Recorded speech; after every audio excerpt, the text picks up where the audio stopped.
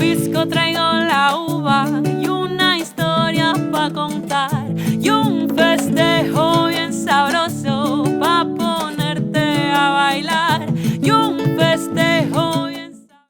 Hola amigos, ¿cómo estás? Hoy día, mediodía, sábado de gloria y estamos contentos dándoles la bienvenida a este programa El Pisco y su vigencia, con la conducción de Catherine Flores y Cecibel. Hoy día mi compañera no puede estar, está de viaje trayéndonos novedades para el próximo programa, así que este programa nos ha caído muy bien. Estamos hoy día sábado de gloria y muchos de nosotros vamos a comer pescadito y muchas cosas. De eso se trata el programa. Hoy día vamos a hablar sobre las tradiciones de la Semana Santa en diferentes lugares del Perú y tengo un entrevistado fenomenal que es Guillermo de Arequipa y nos va a contar sobre la historia de la Semana Santa en Arequipa, sobre la gastronomía en Semana Santa, nos va a contar por ahí de un pancito que se hace con pisquito, de una mazamorrita que se hace con vino. Así que hoy día un gran programa. Nuestro siguiente invitado va a ser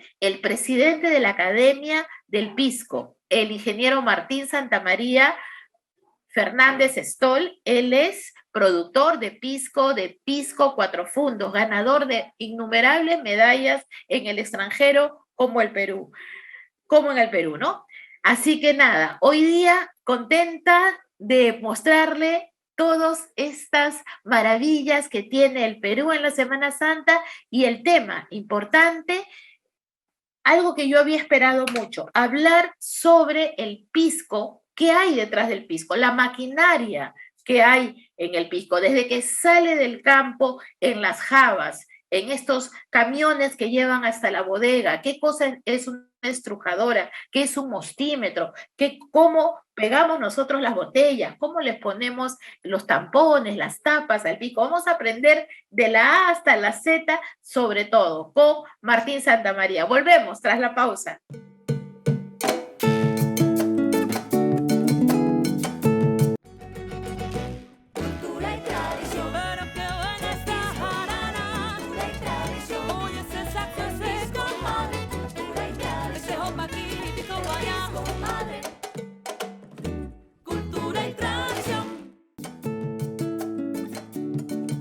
De pisco traigo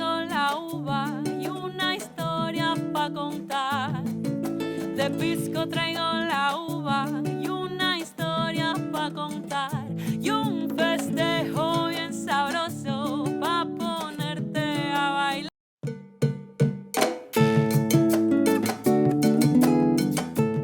Hola amigos, ¿cómo están? Regresando del corte de nuestro programa El Pisco y su vigencia.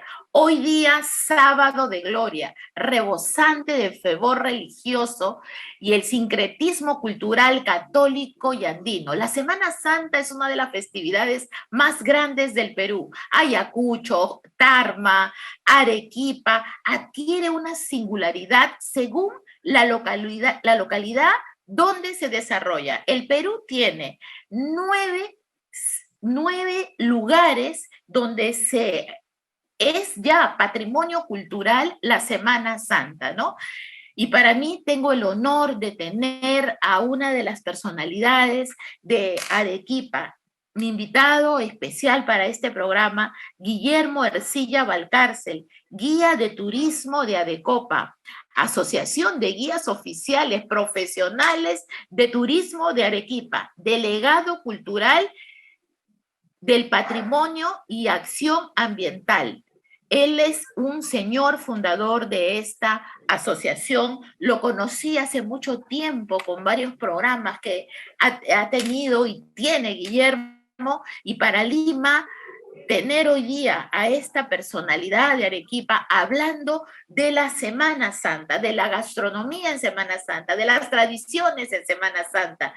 Queremos este programa, El Pisco y su vigencia, dedicarle todos estos 30 minutos para hablar sobre las tradiciones de Arequipa, de cada lugar del Perú que ya empieza a vestirse de regocijo, a vestirse de seriedad. Y empezamos el domingo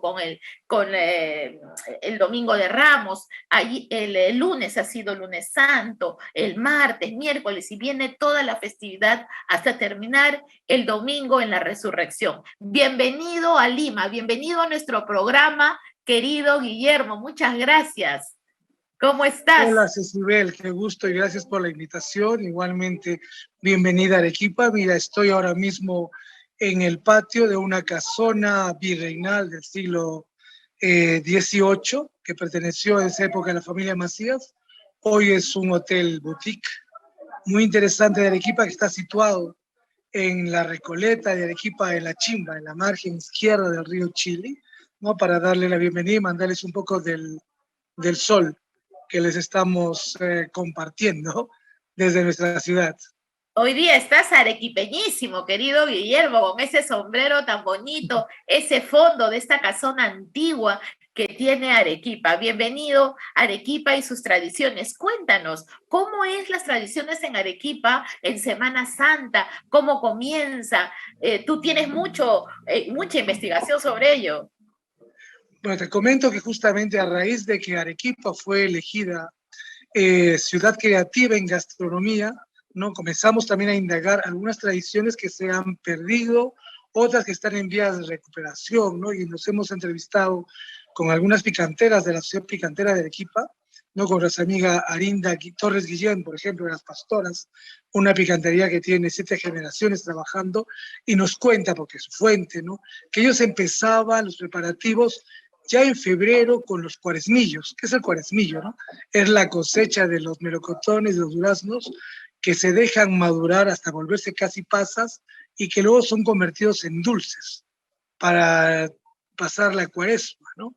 Porque realmente en Arequipa la Semana Santa tiene varias etapas. Luego tenemos el viernes que precede a la celebración del Domingo de Ramos, que es una fiesta muy importante en la Recoleta, justo estamos aquí cerca, que se venera a la napolitana, ¿no? Una de las dolorosas de Arequipa, que es el Viernes de Dolores, por ejemplo, ¿no? O el sábado, previo también, con la Virgen de las Angustias en la iglesia de San Francisco. Y finalmente nos llega el Domingo de Ramos, que en tradición culinaria está asociado al pebre de lomos, ¿no? Un caldo muy típico de Arequipa, un caldo que ya es de tradición virreinal también, porque ya utiliza lomos, ¿no? Ya es hombres lo que se está trabajando en este sentido, ¿no? Porque los platos emblemáticos de la Semana Santa son el pebre de lomos, el Domingo de Ramos, el plato estrella, que es el Viernes Santo, el chupe de camarones, que fue elegido el año pasado como una de las sopas emblemáticas de Arequipa a nivel mundial, ¿no? Y finalmente el caldo de 7 carnes, con el que se celebra el Domingo de Pascua. Y eso también ha resultado a las picanteras, también a Tatiana de la Nieves en Hunter.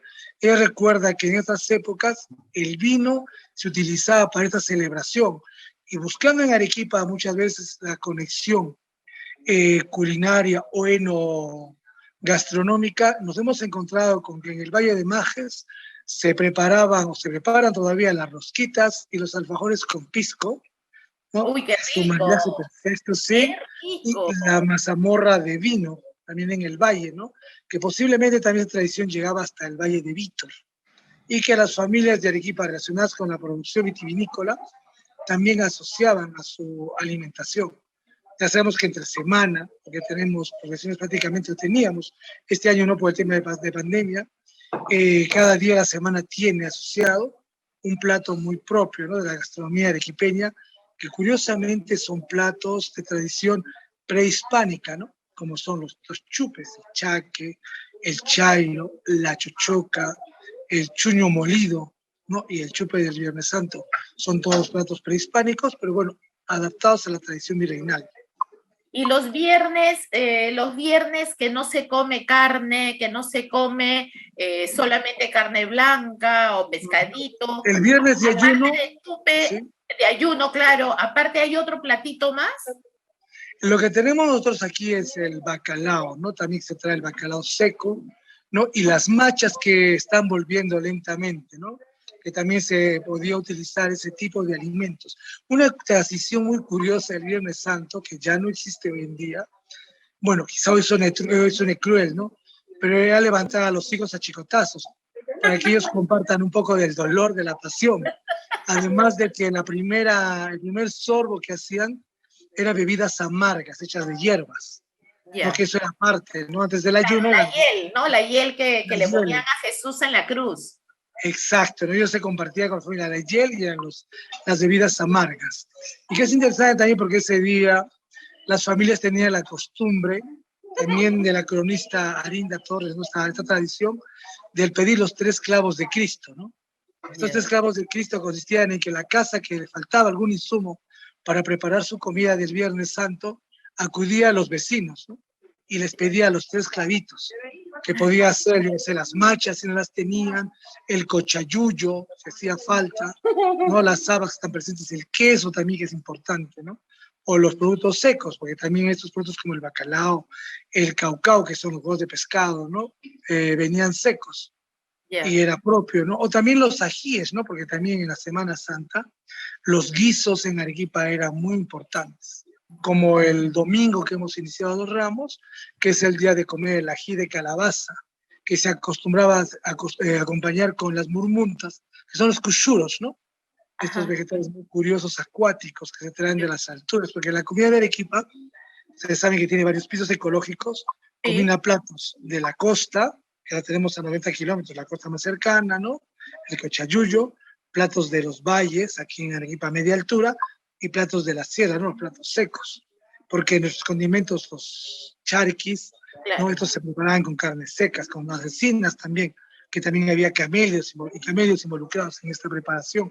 Y se hacía una serie de pisos ecológicos, y si lo complementamos, ¿no? Con el cuaresmillo, ¿no? Que es una fruta introducida, el vino de mazamorras o el pisco de las rosquitas, que también en Carabalí, en Arequipa está la costumbre de hacer el bizcochuelo con el pisco, ¿no? Hacemos un maridaje completo que combina Qué sabores, rico. Saludos para diferentes Mario culturas, Casas de Carabelí. que hoy está aquí en Arequipa, Ah, con está en la... Arequipa, Sí, está Mario. en Arequipa, sí, sí, está en Arequipa, con la promoción de Carabelí, así que también lo tenemos aquí, con sus Qué bueno. piscos. Y dime Ujú. una cosa, querido Guillermito, ¿también ustedes hacen la visita de las 7 estaciones, de las 7 iglesias? Exacto, también visitamos las 7 iglesias. Yo recuerdo también que en época del colegio llegábamos a juntar las 14 estaciones. ¿Ah? Hoy en día, bueno, se hacen las 7 visitas. Este año, sobre todo, es importante. Dentro de la tradición, recordemos que, bueno, este Viernes Santo es la fiesta más fuerte, quizá, el más importante, porque la preside el Santo Sepulcro. Esta hermandad, ¿no? Quizás no muchos lo sepan, entre sus fundadores cuenta con Francisco Bolognesi, que era hijo de un arequipeño, aunque nació en Lima, él pasó su infancia, su juventud en Arequipa, fue aquí vendedor de una empresa tan antigua como la Independencia del Perú, que se fundó en Arequipa, que se llama Brayar, ¿no? Él trabajó allí en su juventud y es parte, ¿no? Y la procesión del Santo Sepulcro ese Viernes Santo también es una tradición muy importante, pero este año, ya que no hay la procesión, tenemos el Via Crucis, que se va a hacer desde la Plaza 15 de Agosto, final de la calle Mercaderes, hasta la Plaza de Armas, ¿no? Y a las 7 de la noche tendremos el estreno del Miserere arequipeño con el coro, ¿no? De la cofradía de la Hermandad del Santo Sepulcro, que va a ser una actividad muy importante a nivel cultural, porque antes se entonaba ese día la marcha fúnebre de Trinidad Morán, ¿no? Ustedes saben que Trinidad Morán fue un venezolano afincado en Arequipa, que trabajó en la independencia, lamentablemente después fue fusilado por desacuerdos con Castilla, ¿no? En la Plaza de Armas tenemos su placa y se le recordaba el día del Viernes Santo también, ¿no? Junto con las tradicionales fiestas de Arequipa y He lógicamente el visto, domingo, he ¿sí? visto el flyer de ustedes y he visto ahí en Miserere todo lo que va a haber en Arequipa y me he quedado asombrada de rescatar, ¿no? Amigos que nos están escuchando, si pueden escuchar el Miserere de Zúquero con Pavarotti, es una belleza y es lo que esta música, el Miserere, la van a tener en Arequipa. Qué importante el trabajo y el desarrollo cultural que ustedes tienen, Guillermo, rescatando Sí. estos valores. Y este año también yo creo, no sé cómo estará, pero el domingo se solía hacer la quema de Judas, ¿no? Con el testamento. Ah, él es Judas, el que está en la foto, en el flyer que nos está pasando. Hemos pasado al final, sí, a Judas, que está en la penúltima foto, ¿no? Ya. Porque es la tradición que cierra el domingo Sí, sí, acá la de vemos. Pascua, ¿no? Sí, se le quema a Judas ese día y se hace el testamento, que es una crítica a las autoridades regionales, nacionales, ¿no? Con lo que se puede hacer mofa de ellos. Eso se hace muy temprano por la mañana porque tenemos la costumbre de comer el adobo por la mañana del domingo y Adobo finalmente pues arequipeño. el adobo Wow. arequipeño con la chicha de guiñapo, que es la tradición, ¿no? De la ciudad. Ya. Este es un plato que el historiador Enrique Ramírez, ¿no? Él asocia mucho con el virreinato, porque la chicha arequipeña, en sus investigaciones, que esperamos pronto su familia las publique, él los dejó por la epidemia del COVID, ¿no? Un historiador muy joven, se fue con 42 años. Él nos explicaba que esta chicha arequipeña que ustedes conocen fue desarrollada en el virreinato para reemplazar el vinagre, basado en los conocimientos prehispánicos, lógicamente, ¿no? Pero es parte de nuestra gastronomía actual, ingrediente infaltable de los estofados de la picantería y también, lógicamente, del adobo. Uh-huh. Ya. ¿Qué iglesias tenemos cerca en Arequipa para poder En el centro. visitarlas? Del Bueno, centro. pues podemos hacer un pequeño recuento de lo que empieza la Semana Santa, ¿no? Bien. Santa Marta con el Cristo de la Caridad, por ejemplo, que es una visita obligatoria. Si seguimos de Santa Marta y está abierta este año Santa Teresa, que creo que todavía lo están viendo esto, también Santa Teresa es otra opción interesante. Santa Teresa también es una joya virreinal, es una iglesia de una arquitectura muy peculiar porque es una isabelina de arquitectura. De ahí si continuamos la bajada, tenemos San Francisco, donde está la Virgen de las Angustias, parte de nuestras festividades, y si continuamos, está Santa Catalina, ¿no? Santa Catalina es muy interesante también, han sacado este año un reloj bordado, que es una de las reliquias para presentarse durante la Semana Santa. Seguimos Santa Catalina, llegamos a la Plaza de Armas, ¿no? La catedral que está en esa zona, la zona central, ¿no? Que es de donde sale el Cristo de Gran Poder y la Virgen de las Penas, que saben ustedes que son réplicas de nuestra Semana Santa, que las hizo Monseñor Rodríguez Bayón, copiadas de Sevilla, ¿no? Y luego la Plaza de Armas, la iglesia de la Compañía, que tiene quizás el grupo escultórico más grande de Semana Santa, que es el Cristo de la Buena Muerte, el crucificado. Luego tenemos al Cristo cautivo, Sion cautivo, al Señor del Justo Juez, a la Virgen Macarena, que también son joyas de arte arequipeñas. Y si de ahí nos vamos a la iglesia de la Merced, tenemos nada menos que un cuadro, ¿no? El Señor de la Sentencia, obra de un pintor barroco enviada por Felipe II, ¿no? Posiblemente atribuida al divino. Es una obra magistral. Y finalmente, claro, la iglesia de Santo Domingo con el Santo Sepulcro y la dolorosa propiedad de la familia Vivanco, ¿no? Si hablamos de la Confederación, herencia de esta familia es la Dolorosa, que todavía sigue siendo propietaria de la Virgen y que le ha construido la capilla que guarda esta Virgen, ¿no? Donde está la hermandad del Santo Sepulcro, la hermandad más importante quizá a nivel histórico y que asocia y vincula a muchos personajes políticos de Arequipa. Y bueno, el mercado San Camilo. El mercado San Camilo, por supuesto. Claro, el Cristo del Perdón y la Virgen de la Consumata, ¿no? Que es la procesión también que inicia la Semana Santa oficialmente el domingo de Ramos, ¿no? Entonces tenemos, amigos, tradiciones culinarias, tradiciones del pasaje bíblico en el paseo de las 7 estaciones, tenemos también la música, que es muy importante, ¿no? El otro día estaba escuchando una saeta de Antonio Machado, preciosa, que se tocan en las marchas, ¿no? El martes, que he estado el martes santo, escuchando estos acordes de las saetas que son para elevar como una plegaria al Señor, pero cantada, ¿no? Quiero saludar a la ciudad de Pampacolca, en el distrito de Castilla, porque esta ciudad en Arequipa es el patrimonio cultural de la nación. por su Semana Santa. Fíjense lo importante que puede hacer. La Semana de Y Huambo también, la Semana Santa de Huambo es Así es, patrimonio cultural y Pampacol, que es la cuna de la independencia de América, es imagínense. el lugar de nacimiento de Juan Pablo Vizcarra y Guzmán. Así es, y estas cosas no las sabemos, y es importante, queridos amigos, porque hay un turismo religioso, hay un turismo que viene desde Europa, desde las Américas, a visitar Ayacucho. En enero, si usted quiere pasajes para la Semana Santa en Ayacucho, ya no hay pasaje, todo hoteles, restaurantes llenos. Arequipa, se llenan los hoteles. Ayer me dijeron, Cecibel, ya no puedes viajar porque ya todo está lleno, ¿no? Igual, la Semana de Santa en Chancay. Entonces, estos turismos religiosos son importantes para el Perú, porque viene la gente a aprender de nuestras costumbres, lo que nos está contando Guillermo, la gastronomía. Ya la gente dice, oye, quiero probar ese pancito con pisco, yo ahí me apunto, ¿no? Claro que sí. De vino, qué delicioso, ese chupe de los viernes, ¿no? Entonces, hay en estas fiestas culturales de Semana Santa son importantes porque motivan la reactivación del turismo, que es lo que queremos. Guillermo es un experto en turismo, ¿no? Entonces, estos 2 años para ustedes han sido difíciles, Guillermo.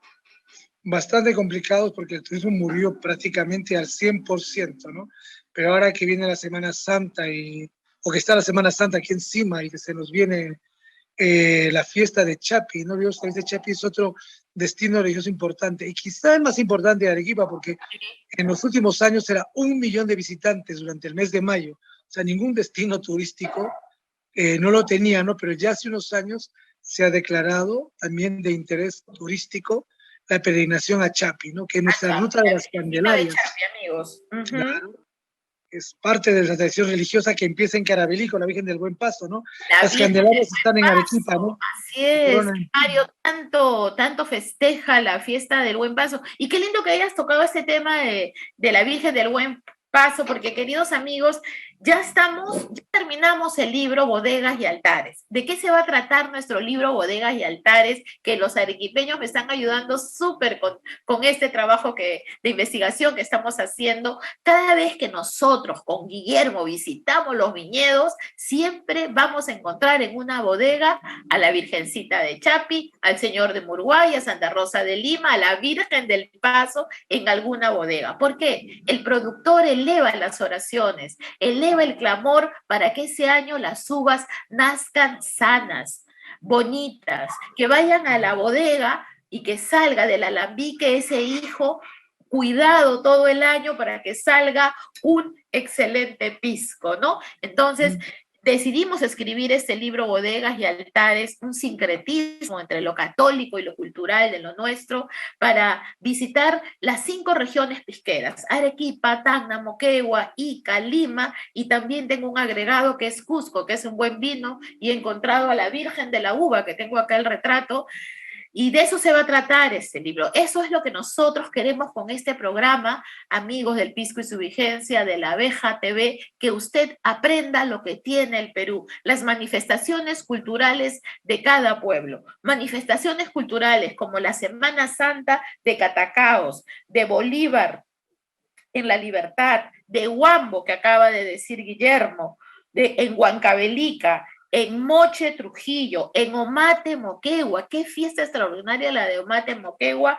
Y déjenme decirles que Lima también tiene lo suyo, el centro histórico también, la Semana Santa de Lima también es bastante importante, ¿no?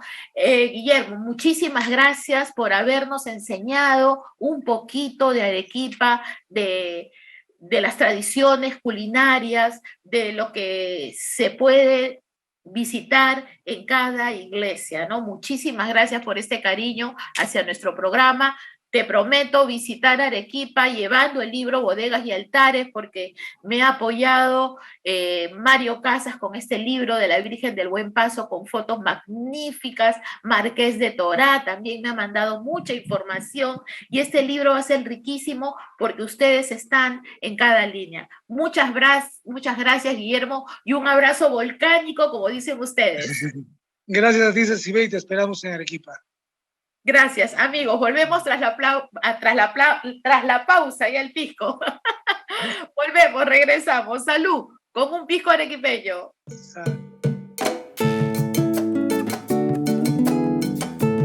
Peruano para celebrar con ganas el cruzado de uva es la tradición y a nuestra bebida bandera le canto esta canción de pisco, madre, cultura y tradición, porque los peruanos se comparten cultura y tradición, de hija de chin, de pisco, madre, cultura y tradición, porque los peruanos se comparten cultura y tradición, de hija de chincha, madre, cultura y tradición, de Perú al mundo dice lo Claudia, madre, cultura y tradición, de pisco, madre, cultura y tradición, pero que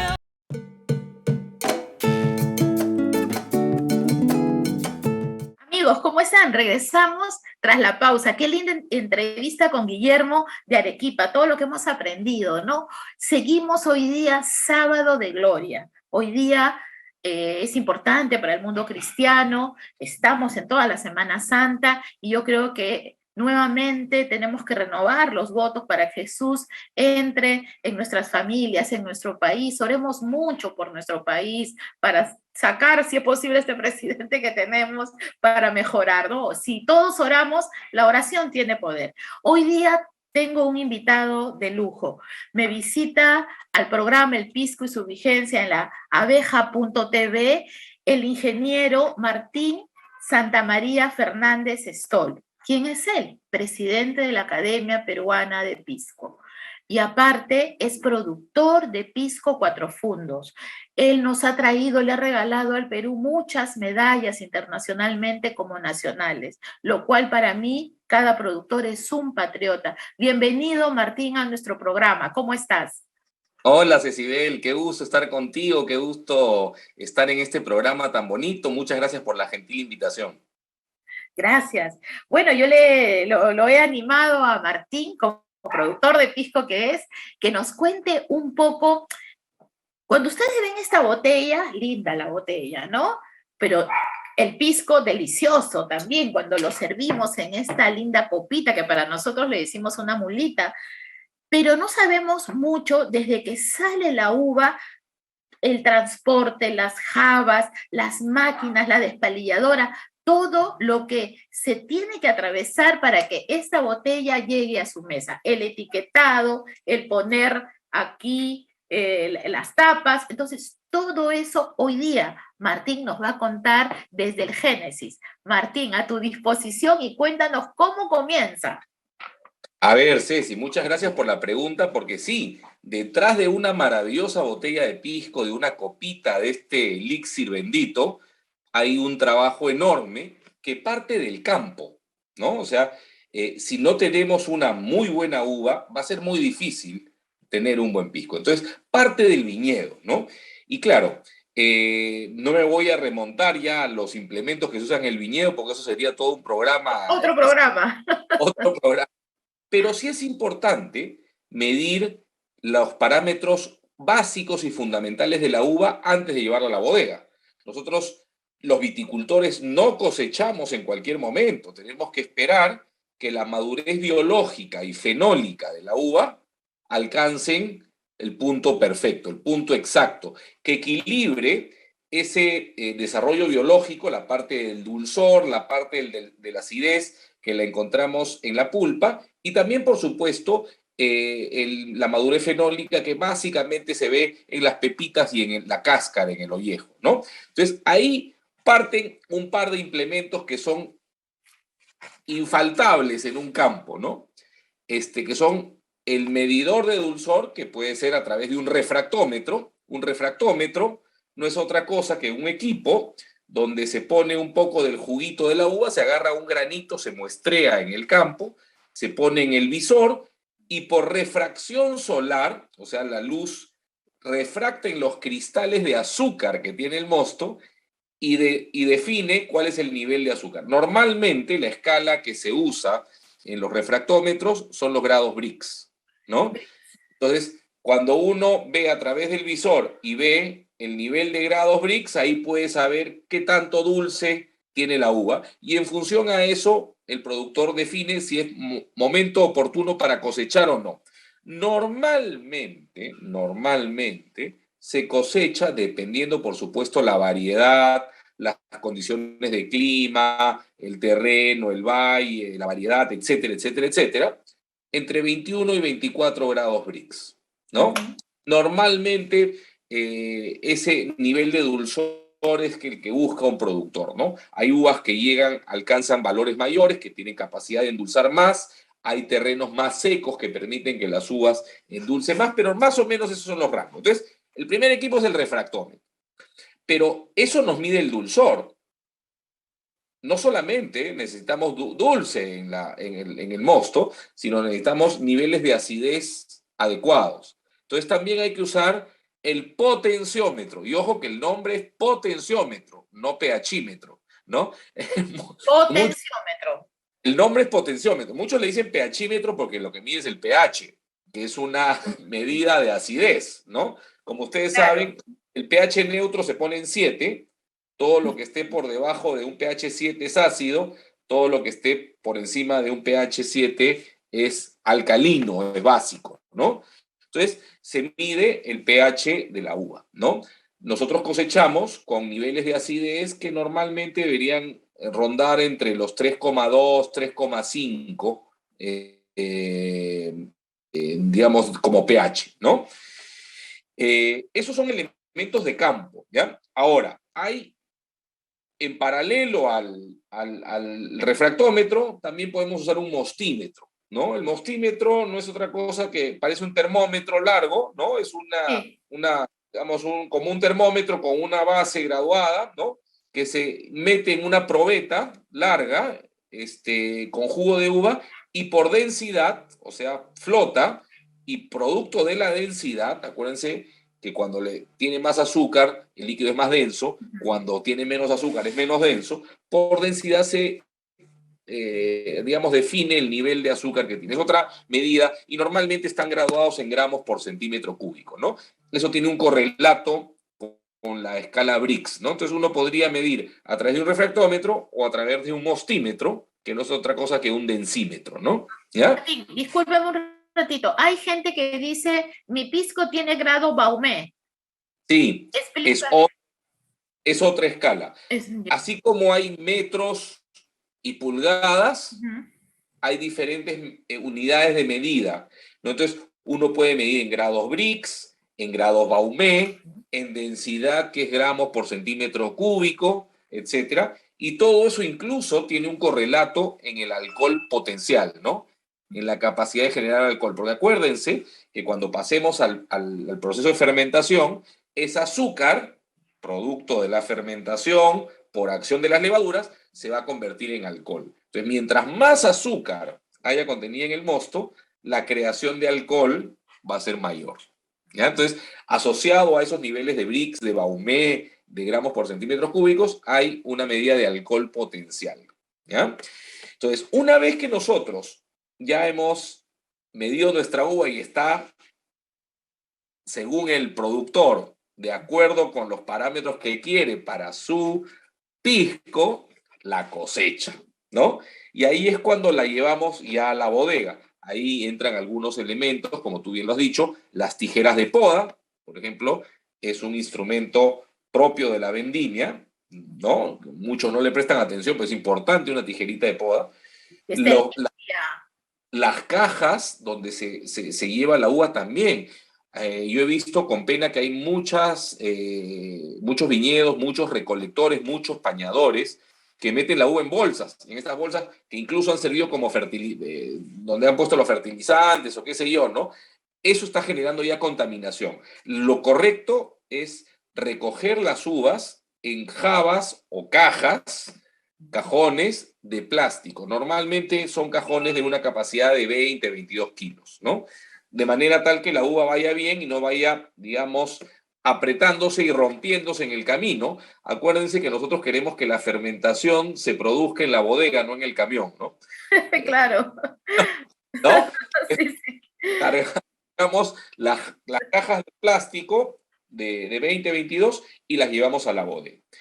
Ahí viene otro primer instrumento que muchas veces no se tiene, la balanza. Hay que pesar ¿no es cierto? Para calcular después en la bodega rendimientos, ¿no? Ya tenemos una uva con parámetros, hemos medido en campo, lo hemos transportado y hay que pesar. Pesamos la uva, sacamos la tara, o sea, descontamos el peso de las cajas para saber el volumen neto de la uva, y estas se descargan en el primer equipo ya, digamos, que inicia el proceso en sí, ¿no?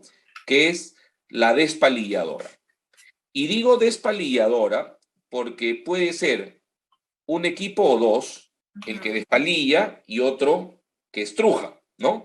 Normalmente en las bodegas más pequeñas, más de corte artesanal, el equipo es uno solo, es una despalilladora estrujadora, o sea que hace las dos funciones, son equipos que hacen las dos funciones. En bodegas más grandes, primero se despalilla y después esos granos son estrujados en una segunda máquina, ¿no? En el caso de una despalilladora estrujadora, como la que estamos viendo ahí en la foto, te descarga el racimo completo y a través de un tornillo sin fin, estos racimos van ingresando al corazón del equipo. El equipo lo que hace primero es desgranar, o sea, separa las bayas, los granos de la uva, del raspón, o sea, de las raquis, de las ramas las expulsa por una parte de la máquina y los granos son estrujados, o sea, son molidos, si quieren de alguna manera, son quebrados. ¿Para qué se quiebran los granos? Para que suelten el jugo y ese jugo se recoge en algún contenedor que luego es bombeado a los tanques de maceración, ¿no? Entonces, ahí vemos la foto de una despalilladora estrujadora. Estamos viendo cómo se están descargando los camiones encima de la tolva. Estos racimos primero son desgranados, luego se estrujan, y digamos, esa mezcla de jugo con ollejos, producto del estrujado, pasa a los tanques de maceración, producto con la ayuda de unas bombas mosteras. Ojo que ahora vamos a hablar de varios tipos de bombas. No es lo mismo empujar un líquido con cáscaras, con pepitas, con mosto, con un montón de pulpa, que transportar agua, por ejemplo, ¿no? Entonces, estas bombas... Para las personas que no conocen mucho, a la hora que pasan al tanque, ¿qué material es el tanque? Bueno, hay diversos materiales. Yo he visto en diferentes bodegas se pueden usar tanques de cemento, por ejemplo, claro, recubiertos con algunos materiales epóxicos para que no esté el cemento en contacto de grado alimentario, en contacto con el mosto. En nuestro caso usamos, por ejemplo, tanques de acero inoxidable, como el que vemos en la foto, ¿no? La ventaja del tanque de acero inoxidable es que además se puede controlar la temperatura, ¿no? Algunos productores he visto yo que no controlan temperatura, y ahí viene un instrumento adicional, Ceci, que quiero hacer especial atención, que es el termómetro. ¿Ya? Termómetro. Yo cuando voy a algunas bodegas digo, a ver, préstame tu termómetro para medir. ¿Termómetro? Me dicen. ¿Y para qué quieres un termómetro? Como no estoy en una bodega de producción de pisco, ¿cómo que para qué quiero? Los procesos deberían de llevarse a temperatura controlada. Lo que sucede es que tener temperatura controlada también demanda un nivel de inversión mayor, ¿ya? Entonces, nosotros lo que deberíamos de hacer es realmente el proceso de maceración, que es ese contacto del mosto con los ollejos, para extraer todas esas sustancias aromáticas que queremos para el pisco, deberían hacerse a temperatura controlada. Yo he visto que normalmente se hacen en tanques de cemento, en cubas de cemento abiertas, ¿no? Sin control de temperatura, y cuando yo siempre voy con un termómetro de canastilla ahí escondido, y cuando he tenido oportunidad de tirarlo en una de estas pozas de maceración, veo que están alcanzando temperaturas muchas veces de 33 grados centígrados, ¿no? Que son temperaturas que para el efecto de las levaduras son muy altas. O sea, ya esas levaduras, si no se están asfixiando, están ahogándose en calor, y eso claramente no traslada aromas equilibrados, finos, ¿no? Porque, digamos, de alguna manera lo que nosotros queremos es que las levaduras, que son el organismo que va a producir esta fermentación, donde salen el 80% de los aromas del pisco, dicho sea de paso, se lleven de la mejor manera, ¿no? Entonces, ese tanque de acero debería estar a temperatura controlada. Nosotros normalmente maceramos entre 20 a 22 grados centígrados, ¿no? Luego de eso, hay que separar las cáscaras del mosto, ¿no? Porque no queremos que la maceración sea a lo largo de todo el proceso de fermentación. Nosotros, por ejemplo, maceramos menos de un día, maceramos tan solo 18 horas. ¿Por qué? Si nosotros maceramos a un tiempo mayor, lo que va a pasar es que la cáscara, como es una estructura vegetal, seguramente va a comenzar a darle aporte más a hierba, más a vegetales, al pisco, ¿no? Nosotros queremos más bien los cítricos para la Italia, los aromas más finos para la quebrante, qué sé yo, ¿no? Entonces, no queremos estructuras vegetales, por eso maceramos a temperatura controlada por menos de un día. Luego hay que separar esas cáscaras. ¿Cómo se separan? Bueno, hay varias formas. Podemos usar una prensa o podemos separarlas por gravedad. En nuestro caso, no prensamos el ollejo, pero acá les he traído una foto de una prensa, porque hay productores que sí han decidido prensar.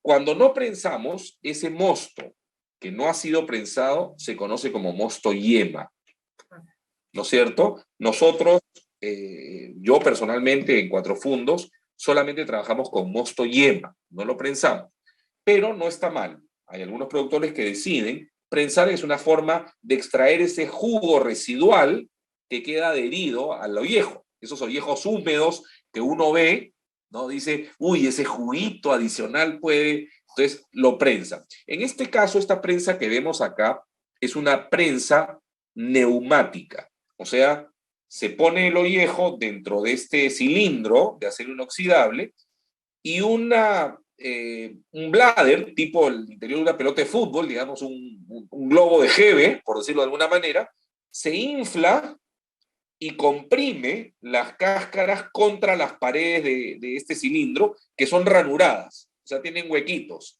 Entonces, claro, se escapa el jugo y la cáscara se queda adentro. Entonces, de esa manera se separa la cáscara del jugo. Es bien importante el uso de la prensa y qué prensa escogemos, porque prensas que le dan mucha presión al ollejo con el mosto pueden trasladar algunos aromas o algunos sabores amargos, porque pueden quebrarme una pepita, pueden comprimir demasiado el ollejo, etcétera, ¿no? Sí. Nosotros, para separarlo, lo hacemos por gravedad. En el tanque extraemos por una bomba desde abajo, acuérdense que las cáscaras flotan, ¿no? El famoso sombrero, en enología, que se forma en la parte superior del tanque. Nosotros extraemos el mosto por debajo, filtramos y se va asentando en la base del tanque el ollejo, de manera que queda ollejo húmedo, ¿no? Claro, algunos me dicen, Martín, ¿y esto por qué no? Da unas ganas de prensarlo realmente, pero nos aguantamos las ganas, ¿no? Entonces trabajamos con el mosto yema, pero esa es una prensa que es un equipo que ayuda muchísimo al paso de la maceración a la fermentación. Y ya en la fermentación, nuevamente ponemos ese mosto libre de ollejos a fermentar en un tanque. Ahí nuevamente, ¿cómo son esos tanques? Pueden ser de diferentes formas, ¿no?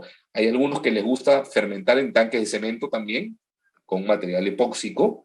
Nosotros seguimos con el acero inoxidable, también fermentamos en tanques de acero, con temperatura controlada también, ¿no? Ahora, siempre me preguntan, ¿y cómo controla uno la temperatura en un tanque? Normalmente son tanques que tienen una chaqueta interior, ¿no? Un serpentín que están conectados, y acá, permítame, no me gusta poner muchos anglicismos, pero se pone un chiller. Un chiller, como su nombre lo dice en inglés, es un enfriador. Entonces, lo que hace el chiller es hacer que circule agua fría al interior de la chaqueta de este tanque de acero inoxidable y uno regula la temperatura que quiere alcanzar. Si uno quiere que el tanque esté a 20, pone el termostato en 20. Si quiere que esté en 22, lo pone en 22. Normalmente nosotros fermentamos a la misma temperatura de la maceración, o sea, entre 20 y 22 grados. También, y no voy a dejar de mencionarlo, se ve hoy en las bodegas, a mí no me gusta mucho, ¿no? El uso de los tanques de plástico. No voy a hablar ni bien ni mal porque no los conozco, no los uso en el proceso que manejo, pero sí he visto que muchas bodegas se están apoyando con tanques de plástico que tienen algún tipo de certificación. Sin embargo, hay que ver bien, acuérdense que el pisco es un destilado de 42 grados, ¿no? Entonces tiene 42% de alcohol en su contenido y el alcohol es disolvente, ¿no? Entonces, de todas maneras. Para la etapa de la fermentación y de la maceración, digamos, no le veo mayor problema, pero para la guarda de un destilado como el pisco, ahí vienen mis pequeños reparos. En todo caso, no usamos el plástico ni para guardar pisco ni para los procesos anteriores, ¿ya? Entonces, esos tanques pueden ser de cemento, de acero, pueden ser de plástico, visto que usan, la norma no lo impide, ¿no? Lo que sí no se puede hacer es usar tanques que le aporten características exógenas al producto. O sea, una barrica de roble, por ejemplo. No podríamos usarlo. No podríamos usar nada que tenga aporte externo, ¿ya? Y una vez fermentado, ¿no? Este mosto que ha cumplido esos días donde el azúcar se ha convertido en alcohol producto de la acción de las levaduras, ya estamos listos para meterlos al alambique. Y ahí viene otra etapa importante, y este es un equipo muy lindo, a mí me encanta, porque esto es lo que le da la calidad a nuestro destilado. No todos los destilados del mundo se producen en alambique. Muchos de ellos se hacen en torres de destilación. Por ejemplo, el vodka, que es uno de los destilados más vendidos en el mundo, se lleva en una torre a más de 90 grados de alcohol, y luego, claro, hay que rebajarlo, hay que hidratarlo, hay que echarle agua para llevarlo a la temperatura de consumo, ¿no? Que normalmente está alrededor de los 40 grados, ¿no?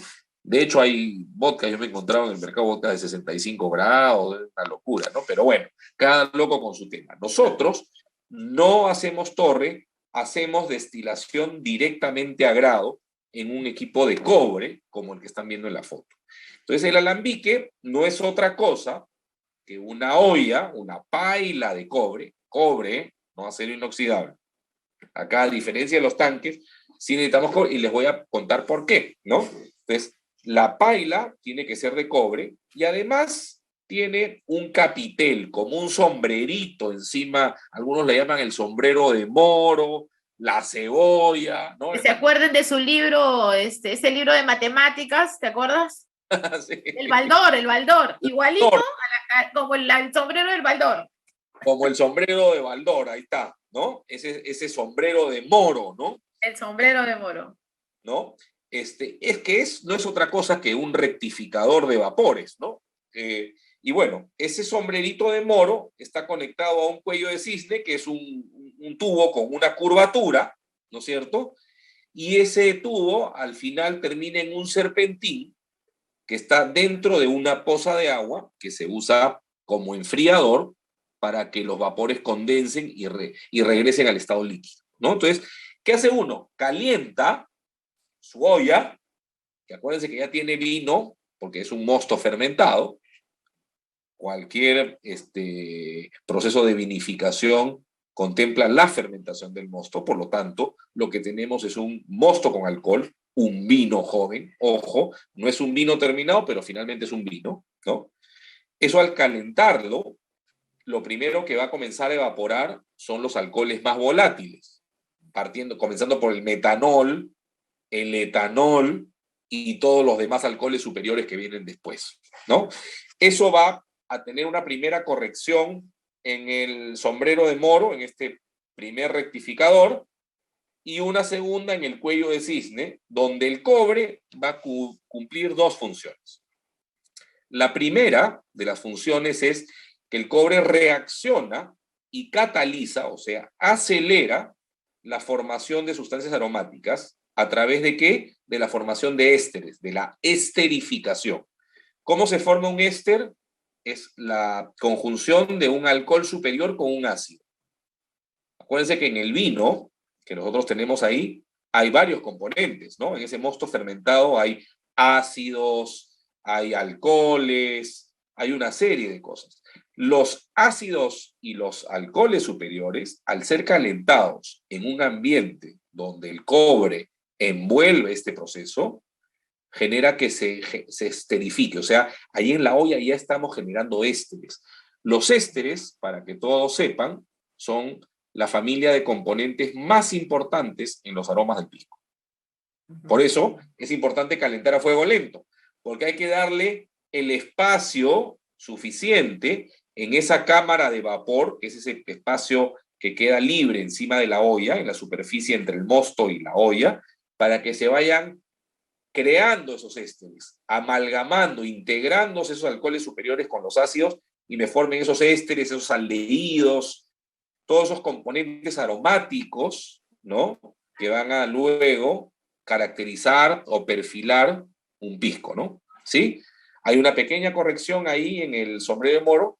Y el segundo, o la segunda gran función que tiene el cobre es de saponificar. ¿Qué significa eso?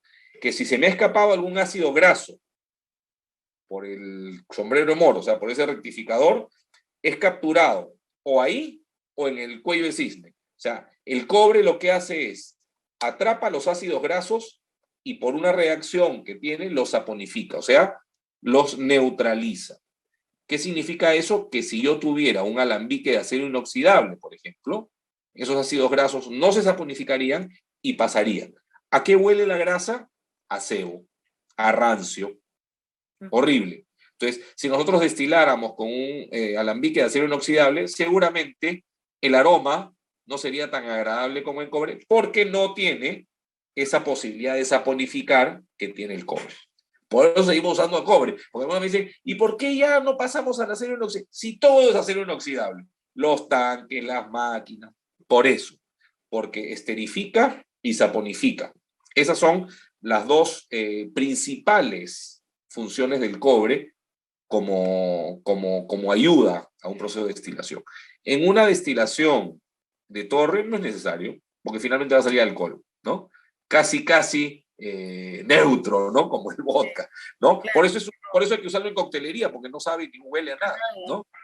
Por eso hay que mezclarlo con jugo de naranja, con gin, con tónica, con lo que fuera, ¿no? Por eso se usa en coctelería. El pisco se toma puro, también por supuesto en coctelería, ¿no? Pero estos aromas que tenemos son gracias a esa formación de ésteres y a esa saponificación, ¿no? Entonces, ese vapor o esos vapores van pasando a través de la tubería, llegan al serpentín y esta poza de agua enfría los vapores. Y cuando un vapor se enfría, se condensa, es decir, se vuelve líquido otra vez.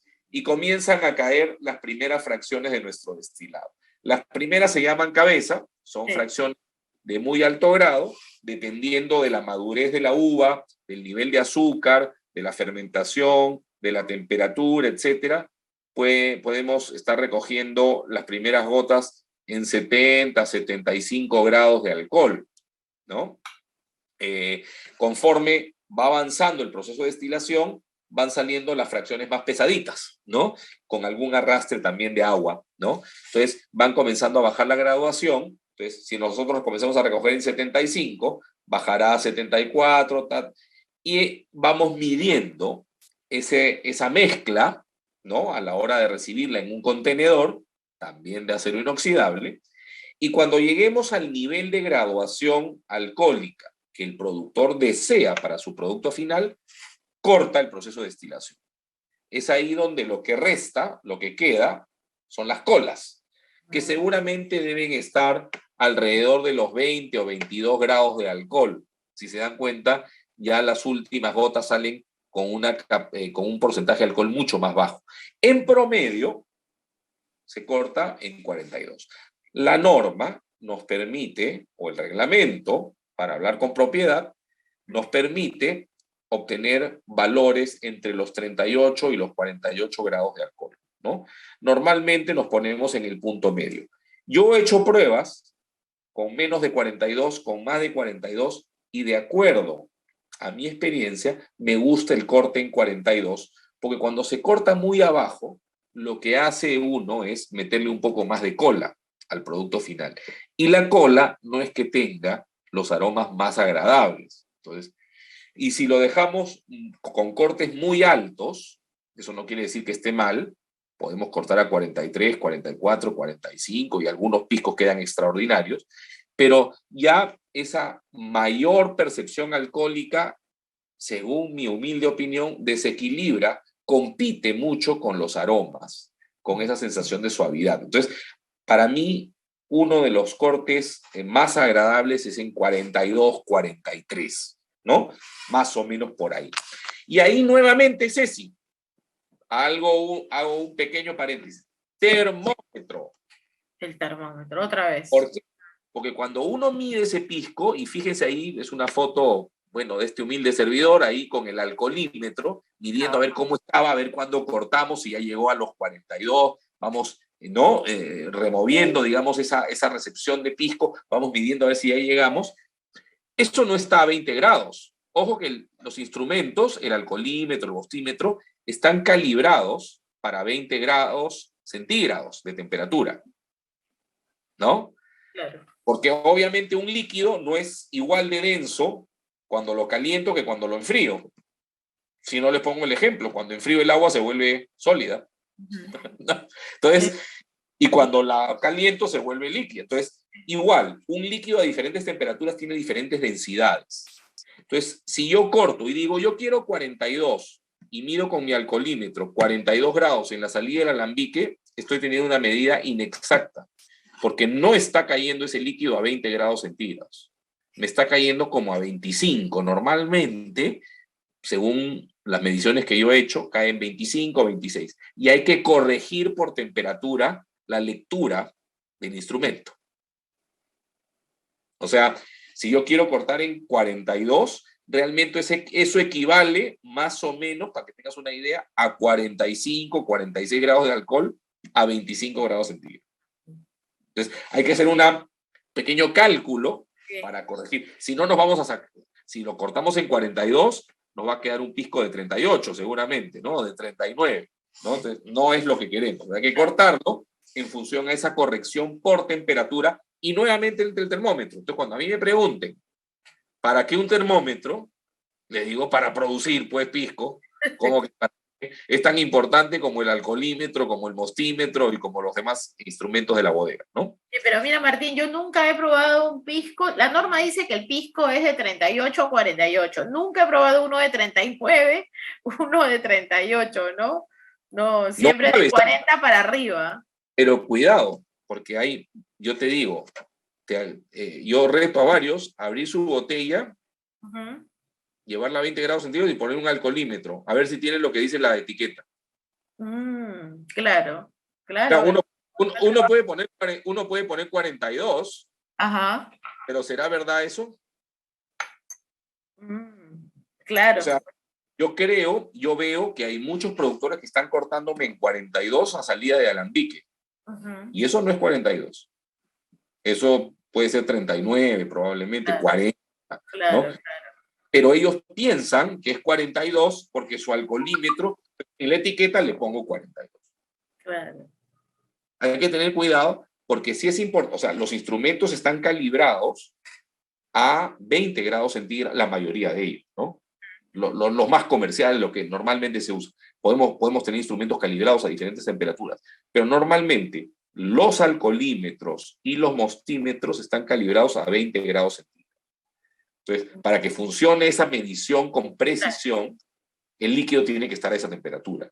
Claro.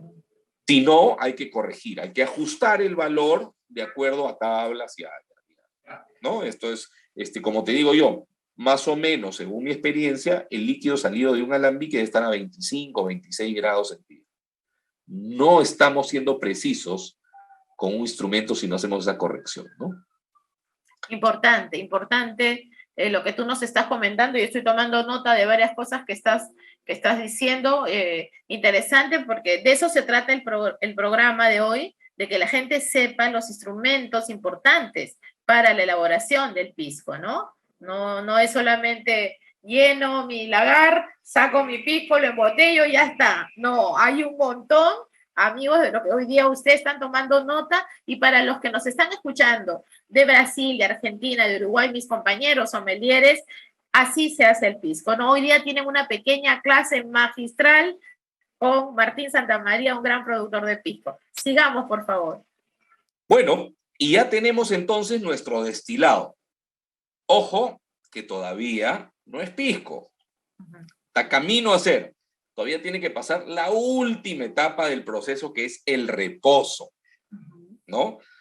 Y en el reposo lo que nosotros hacemos es guardarlo en tanques, nuevamente, que no tengan ningún aporte al producto final, ¿no? O sea, normalmente se puede usar el acero inoxidable. Podríamos usar un tanque de cemento realmente, si es que tiene una cobertura epóxica o qué sé yo. Hay muchos productores que veo que están usando también los tanques de plástico. Ya hice el comentario de mi opinión al respecto, ¿no? No opino porque no lo hago yo, entonces no sé, pero hay que tener cuidado con algunos componentes como los ftalatos o algún aporte, digamos, del plástico como polímero en un producto que es diluyente, ¿no? Pero en fin, ahí tiene que acomodarse, Ceci, ¿no? O sea, ¿qué significa esto? Mira todo lo que hemos hecho. Hemos cortado los racimos de las plantas, los hemos estrujado, los hemos llevado a un proceso de maceración que significa un cambio físico-químico. Luego la fermentación, que ha generado alcohol, ha liberado calor, anhídrido carbónico por acción de las levaduras. Los hemos, no contentos con eso, lo hemos metido en una olla y los hemos calentado, hay que dejarlo descansar, ¿no? Entonces, tiene que reposar. Tiene que reposar. Ese reposo lo que va a permitir es que se comiencen a integrar todos esos componentes que en cada una de las etapas del proceso hemos cuidado con cuidado, ¿no? Con calma, ¿no? Entonces, normalmente, normalmente el reglamento establece un tiempo mínimo de 3 a 4 meses. Así es. ¿Cierto? Pero algunos productores, y me incluyo en ese grupo, lo dejamos un poco más. En nuestro caso lo llegamos a 14, ¿no? Que es un poquito más de un año. Un poquito más de un año antes de embotellar. Pero el reglamento también, ¿no? Don Alberto Di Laura. Alberto me parece que también lo guarda bastante tiempo, sí. ¿No? Yo creo que sí, Alberto, sí creo que son también por ahí 12, 14 meses. Algunos lo quieren guardar un poco más, está bien, ¿no? 18, sí. Yo creo que sí mejora muchísimo con un año de guarda. Para mí 3 o 4 meses es muy poquito, ¿ya? Es fresco. Cuando uno prueba un pisco, o mejor dicho, un destilado recién salido del alambique, no sabe igual, y doy fe de ello, que uno que tiene 4, 5, 6, 7, 10, 12 meses de reposo. El reposo le quita ese estufado, digamos, ¿no? Ese aroma de recién cocinado. Se nota, ¿no? Uno se da cuenta, es un destilado joven cuando uno recién sale de alambique, y lo otro es un destilado maduro, integrado, equilibradito, agarra, se integra muchísimo mejor todos los aromas, el perfil. Se ensambla, ¿no? Esa es la palabra, es un ensamblaje bien logradito, y claro, eso no significa que entonces a más tiempo, entonces lo dejo 10 años, no, porque hay una curva donde se llega a un punto de inflexión en su máxima capacidad y después comienza a perder aromas por evaporación, ¿no? Entonces, no es que porque el pisco tenga 10 años es mejor, no. Yo creo que de 14 a 2 años, digamos, está en su máxima expresión, ¿no? Puede durar un poco más. Ojo que el pisco puede durar 100 años, ¿no? Porque es un destilado. Esto no es como el vino, que tiene una fecha de caducidad, porque en el vino sí todavía hay organismos vivos. Acuérdense que el vino, estamos hablando de un producto de 12 a 13 grados de alcohol. Ahí todavía hay organismos que viven, ¿no? Hay algunas levaduritas, algunas bacterias. En el pisco, acuérdense que por encima de 19, 20 grados de alcohol ya no vive nada. Nada. Ah, La mejor dentadura es la del pisquero, ¿ah? La mejor dentadura es la del pisquero. claro. Imagínate. ¿Qué microorganismo vive en la dentadura tomando un alcohol de 42 grados? Claro, claro, vamos a hacerle competencia a las cremas dentales, ¿no? Sí.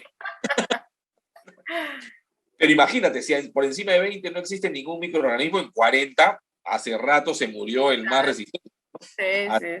Entonces, esto puede durar 100 años. Lo que hay que tener cuidado es con la evaporación, ¿no? Que se evapore el alcohol. Pierde aromas, ¿no? Pierde un poco de aromas con los años, con más de 15, 18 años. El alcohol no baja, el nivel de alcohol, el grado no baja, pero sí el aroma, ¿no? Lo volátil.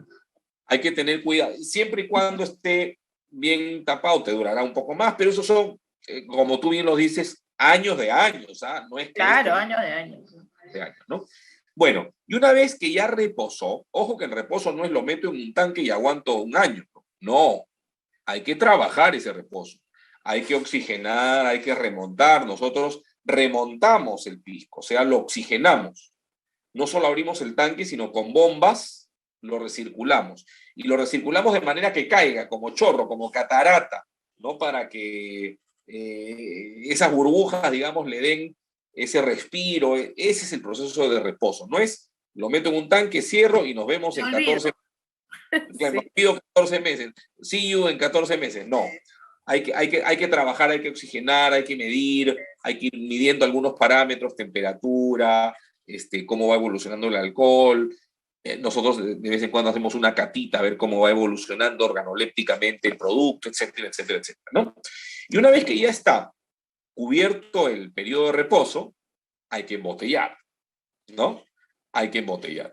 Y ahí hay otra maquinita que se llaman las embotelladoras, que entran en el proceso, ¿no? Hay diferentes tipos, desde las más chiquitas, de las bodegas artesanales, que son estas que tienen 2 o 4 cañitos, que tienen su bombita conectada a un tanque y uno va llenando casi que manualmente en lotes de 4 o 2 o 6 botellas, dependiendo de la maquinita, hasta las más sofisticadas de las bodegas más grandes, que son absolutamente automáticas, que donde llegan las botellas en líneas de producción, entran a una embotelladora rotativa y la máquina las va sacando embotelladas en serie, ¿no?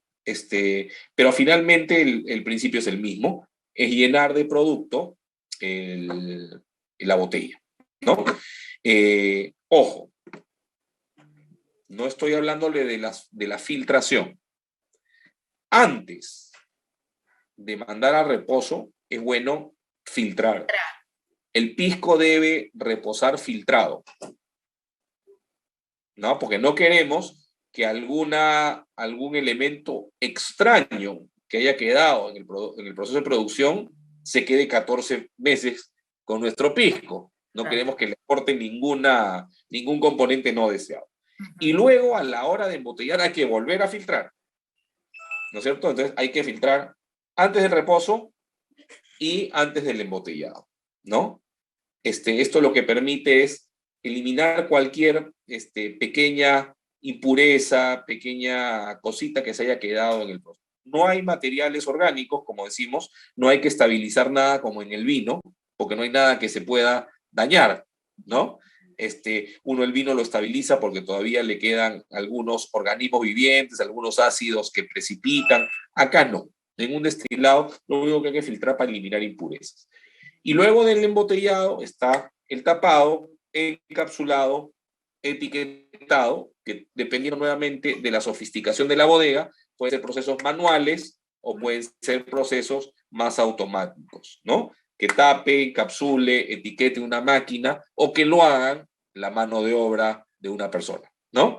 Y una vez que la botella ya tiene su botella, su etiqueta, su cápsula, se embalan ya para comercializarlas en cajas normalmente de 6 o de 12 unidades, ¿no? Dependiendo el diseño de la botella, las preferencias del productor, de acuerdo al mercado y al segmento al que se dirige, etcétera, etcétera, etcétera, ¿no? Y con eso, más o menos, hemos dado un repaso rápido, Ceci, de todos los equipos. Por supuesto que hay varios equipos que me he pasado largo porque si no nos quedaríamos varios días acá conversando. Dentro de la bodega, así como vimos la bomba, por ejemplo, mostera, hay bombas de trasiego, de tanque a tanque, que son las bombas que trasiegan el mosto limpio, y hay las bombas que trasiegan el pisco como producto final. Cada una es una bomba distinta, ¿no? La primera es la mostera que nos manda mosto con ollejo, la otra son trasiegos, pues podemos usar la misma, una un poquito más chica, mosto limpio, ¿no? Y la última, que es una bomba que requiere menor potencia, es la del pisco por ser un producto bastante más liviano, bastante más sencillo de bombear, ¿no? Filtros, bombas, y todas las máquinas que hemos visto, ¿no? Manguera. Manguera también, y yo creo que hay un diccionario ya evidentemente pisquero, que si lo podríamos hacer, creo que Johnny quería hacer un alfabeto pisquero. Esta palabra bazuqueo, cómo me encanta, vamos a bazuquear, ¿no? Qué lindo a la hora de remover, a la hora que están en los tanques, ¿no? Queremos darte las gracias, Martín, por esta clase espléndida que nos has dado de todo lo que es las máquinas, las herramientas que se usa para hacer un buen pisco. Muchísimas gracias, creo que todo, hasta yo he tomado apuntes de cosas que has dicho para apoyar, porque esto lo tenemos que repercutir, lo que nos ha enseñado Martín Santamaría, y yo sé que hoy día usted, señor, señora que nos escucha, chicos, bartender que nos escuchan y nos ven siempre y nos preguntan y me escriben, hoy día esta clase grábenla, tomen nota, la van a volver a poner porque queda como video en YouTube y punto por punto apunten. Y van a ver que cuando tomen una copita de pisco, fíjense todo el trabajo que hay desde el campo hasta la bodega, ¿no? Muchísimas gracias, Martín Santamaría. Te deseo un domingo de resurrección precioso con toda tu familia. Amigos, regresamos tras la pausa y tus palabras de despedida, Martín. Muchísimas gracias, Ceci, por esta gentil invitación. La verdad es que conversar contigo es siempre un placer, siempre súper agradable. Espero que estos conocimientos que hayamos podido compartir en tu programa les sirvan a las personas que tienen interés en el proceso de producción, en las máquinas, y ha sido un gusto, como siempre, poder acompañarte a la orden y encantado de conversar contigo siempre.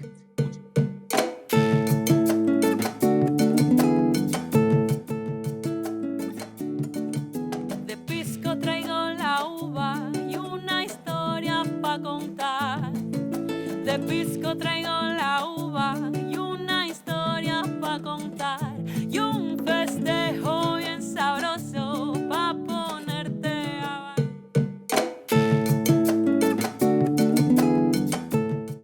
Bueno, amigos, llegó el momento que se termine el programa. Nos da pena porque de verdad que con Martín Santamaría hubiéramos quedado 2 horas y con Guillermo otras 2 horas más. Importante el programa de hoy porque hemos aprendido de la Semana Santa en el Perú. El Perú tiene 9 ciudades en las cuales son patrimonio cultural de la nación por la Semana Santa, ¿no? Incluyendo Lima, La Libertad, Moquegua, Arequipa, en 2 ciudades importantes que son patrimonio cultural de la nación, y eso es importante, 9 ciudades. El Perú es muy religioso, ¿no? El sincretismo que tiene todas nuestras ciudades es importante. Con Guillermo hemos aprendido un poco de la gastronomía, de ese chupe de camarones que se toma los viernes, el domingo ese adobo arequipeño en la mañana que se toma para Semana Santa, y el recorrido de las 7 iglesias en Arequipa. Importante, que todo peruano debemos de saber y sentirnos orgullosos en esta semana de reflexión de lo que viene a ser la Semana Santa en todo el Perú y en el mundo, ¿no? El programa que hemos tenido y conversado con Martín Santamaría de Pisco Cuatro Fundos ha sido muy importante porque a veces nosotros, amigos, tomamos una copita de pisco compramos una botellita de pisco, pero no sabemos todos los instrumentos que se utilizan para que esta botella llegue a su hogar, llegue a su mesa, llegue al restaurante, al bar. Yo creo que con este programa que ustedes han visto hoy día, van a tenerle un poquito más de respeto a nuestro señor Pisco, el sumo pontífice de los destilados. Desde acá les deseamos un feliz domingo de resurrección.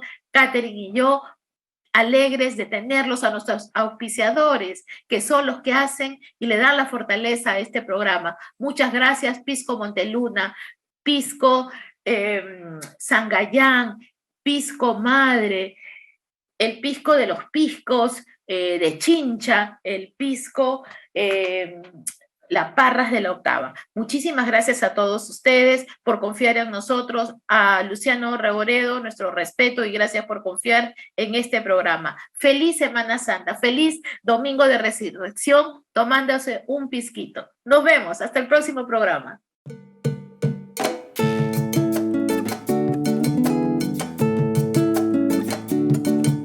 De pisco traigo la uva y una historia pa' contar. De pisco traigo la uva